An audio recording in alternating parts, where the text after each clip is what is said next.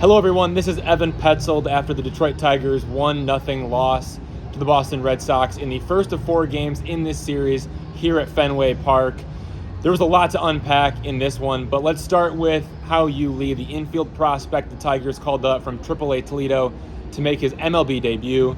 Before Friday's game, the Tigers placed Zach McKinstry on the injured list, and to fill his spot on the roster, the Tigers called up the number 6 prospect according to MLB Pipeline. That's Hao-Yu Lee. The reason they went with Lee as opposed to someone else on the 40-man roster, like a Trey Cruz or a Jace Young, the reason being the Tigers are facing a stretch of left-handed pitchers, and Hao-Yu Lee, he has a track record of crushing left-handed pitchers as a right-handed hitter.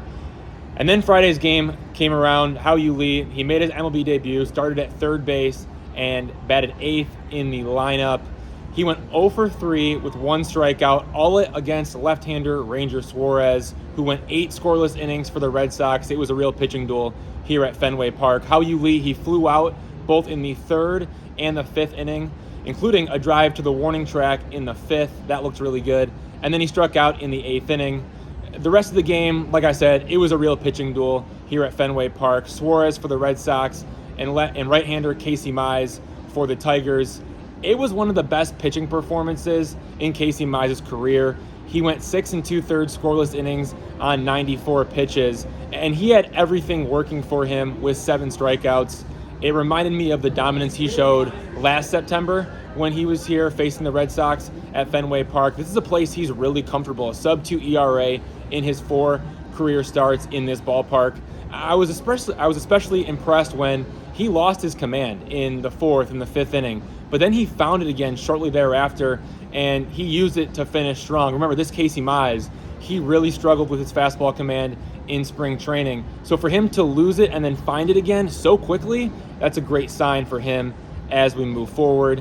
This game, it was scoreless all the way through 9 innings, went into extra innings, and it all came down to the 10th inning when the Tigers, they came up empty against right-handed reliever Garrett Whitlock, leaving both Colt Keith and Kerry Carpenter on the bench with a runner on third base, while the Red Sox came through against right-handed reliever Will Vest. It was Masataka Yoshida with the walk-off single. The Tigers got exactly what they wanted. They had the 5-man infield. They were looking for the ground ball, but it just happened to be a chopper that went through the right side, traveled into the outfield, and that ended the game. So that is 9 losses in a row for the Tigers on the road. That is the most since 2010. The Tigers look to end that streak in Saturday's game with left-hander Tarik Skubal on the mound. Before we get out of here, I want to go back to Hao-Yu Lee making his MLB debut. Here's what manager AJ Hinch had to say before Friday's game about the decision to call up Lee from AAA Toledo. And, he hits the ball hard. He can play good defense. He's a good baseball player. And now he's getting his first look at one of the cathedrals in our sport in Fenway to debut. And so being right-handed and given our schedule, we're going to face, I think 6 of the next 12 games are going to be against lefties. So he's likely to be, in and around those games. He may or may not start against righties. We still mix and match with the group that we have, but the timing of the schedule and what he can do on the field made our decision to bring him up. So the biggest reason why the Tigers called up Hao-Yu Lee is because of his potential on offense as a right-handed hitter who has a long track record in the minor leagues of crushing left-handed pitchers. But don't sleep on Hao-Yu Lee's defense. It's above average. The Tigers really like it. That first step is really impressive, both at second base and third base. So the defense is a big part of all of this as well. Here's what manager AJ Hinch said about that.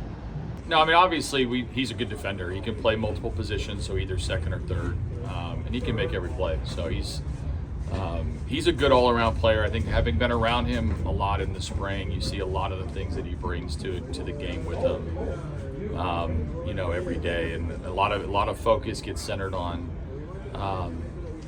the offense because of how hard he hits the ball and how much success he's had driving the ball. But I like his overall game. He does a lot of things well in terms of knowing the game.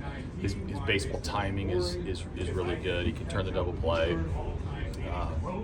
He's a great first step on at both positions, and again, now we're entering the same thing we talked about with Kevin. Is get your first game, get your first ground ball, get your first at bat, and see how much you remember tomorrow.